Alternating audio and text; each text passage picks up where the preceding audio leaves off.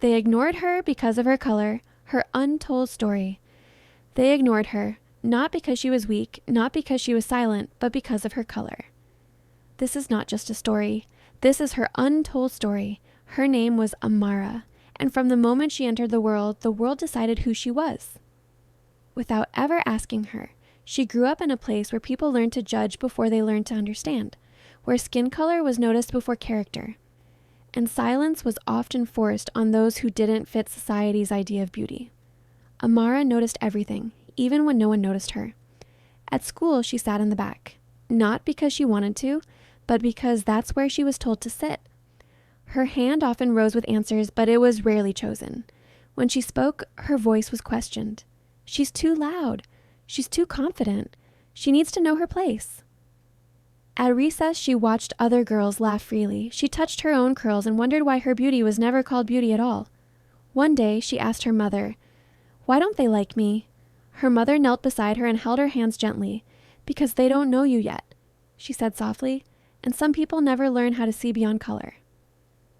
Amara nodded, but the question stayed with her for years. As Amara grew older, she learned something dangerous. She learned how to shrink herself. She spoke less. She smiled less. She dreamed quietly. In classrooms, she stopped raising her hand. In groups, she let others take credit. In mirrors, she avoided her own reflection. Society had taught her that being unseen was safer than being judged. She was ignored in hallways, overlooked in opportunities, invisible in rooms where decisions were made. Teachers called her average even when she wasn't.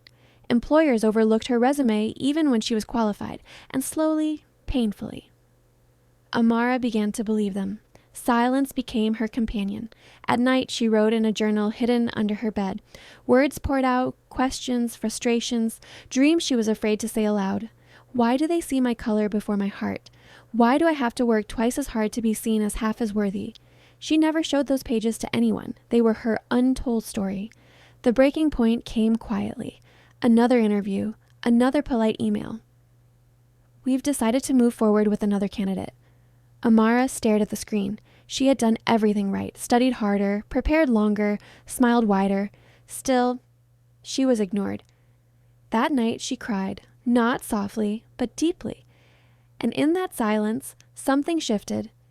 She realized she was tired.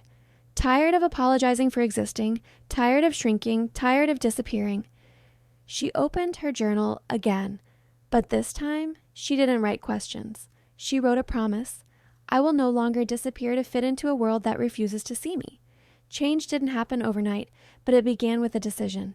She started speaking, even when her voice trembled. She stopped changing herself to make others comfortable. She stopped explaining her worth to people who had already decided it. For the first time, she chose herself. One day, in a room full of unfamiliar faces, Amara spoke, not loudly, not angrily, but honestly. The room went silent. This time, not because she was ignored, but because she was heard. Someone said, "Your perspective matters." And for the first time, she believed it. The world didn't suddenly change. People still judged her, some still ignored her, but Amara no longer waited to be seen. She took up space. She told her story.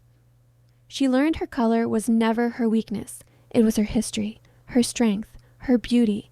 They ignored her because of her color, but they could never erase her worth. Silence, once her burden, became her power, because every silence has a story, and this was her untold story.